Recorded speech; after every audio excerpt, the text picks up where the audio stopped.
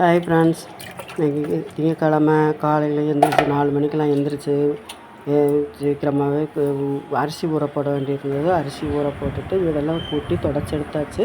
தொடச்சி எடுத்துகிட்டு சரி இப்போ குளிச்சுட்டு வந்து தான் விளக்கு ஏற்றணுங்கிறதுனால ஃபுல்லாக போய் தொடச்சி முடிச்சு எல்லா வேலையும் முடிச்சுட்டே போய் குளிச்சுட்டு வந்து இப்போ விளக்குக்கும் பூவெல்லாம் பொட்டு வச்சு எல்லாம் எடுத்து ரெடி ஆயிடுச்சு. இதை விளக்கு ஏற்றிடலான்ட்டு 5:15 இன்றைக்கி விளக்கு ஏற்றியாச்சு.